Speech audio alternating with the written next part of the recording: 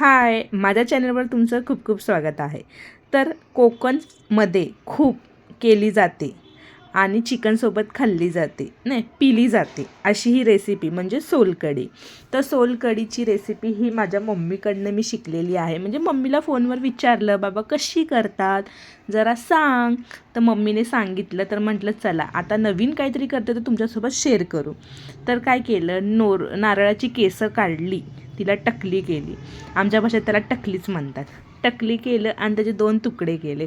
काय सांगू, नारळ फुटत नव्हता. त्याला आपटू फायनली तो 2 तुकडे झाले. म्हणून खुशीनं तुम्हाला दाखवलं.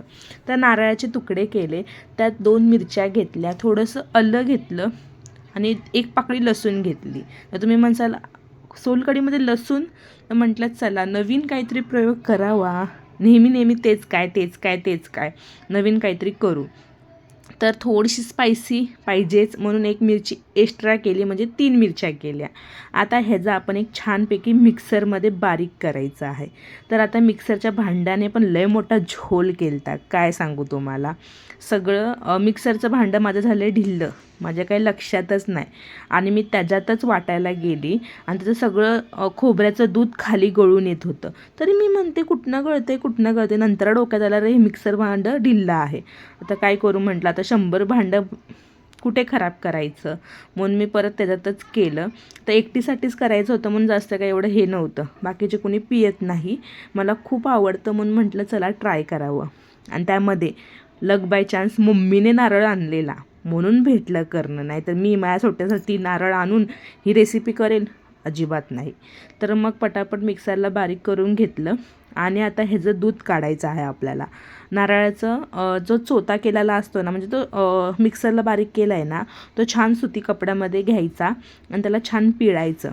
आता तुम्ही सुती कपडा कुठलाही घ्या. आता मी माझ्या घरात सुती रुमाल होता, मी तोच वापरते किचनमध्ये. म्हणजे जसं की धपाटेला दही काढायला वगैरे, म्हणजे ते पनीर वगैरे बनवायला वगैरे मी हेच वापरते रुमाल.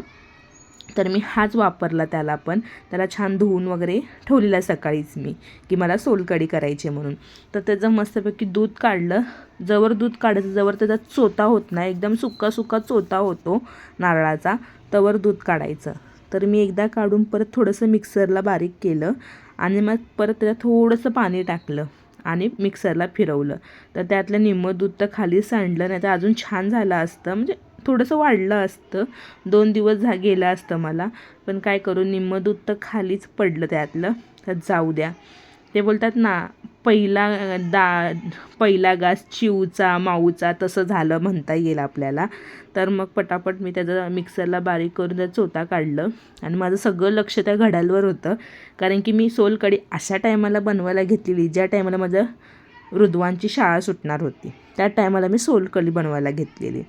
काय म्हणतात, जिभेला चटक ती पूर्ण केलीच पाहिजे ना, मग उगाच कशाला.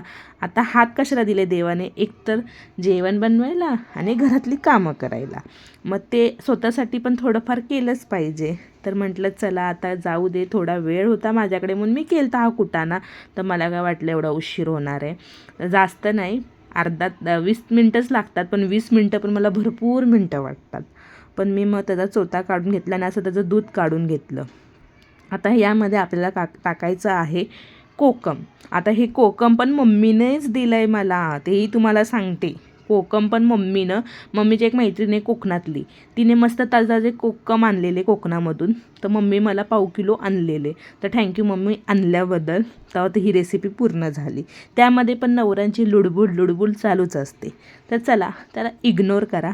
आता मी कोकमला असं चुरून घेतलं, ज्या त्याचा सगळा रस निघेल, आणि गाळणीनं मस्तपैकी गाळून त्यात रस टाकला, म्हणजे असा पिंकी पॉंकी कलर येईल. आता लहान पोरांना कसं कलर वाईज खातात, तसं मला पण आता खाऊ वाटायला लागलं, म्हणून मी पिंकी पॉंकी करून खाल्लं. तसं काही नाही आहे. तो कोकमचा कलर थोडाफार उतरणारच दुधामध्ये. त्यात मीठ टाकलं, मीठ टाकून त्याला गरा हलवलं आणि तेवढ्यात मी पळाली रुद्वांशला शाळेतून आणायला. तर काय म्हणतात, मला जायची घाई घरी आणि रुद्वांशला या गोटला पकडायची. त्याला म्हणते चल बाबा माझी सोलकढी फ्रीजमध्ये ठेवली आहे, मला पियायची आहे. मग मी गोटला पकडतो. एक तर गोट काही घावत नव्हती, ती पळून जात होती. शेवटी फायनली मी घरी आली, त्याच्यावर कोथिंबीर भुरभुरली आणि मस्त थंडगार सोलकढी पिली. मनाला आराम भेटला, समाधान झाली मी. तर चला, नवीन असाल तर सबस्क्राईब करा आणि पुढच्या व्हिडिओला आणि ब्लॉगला तयार राहा.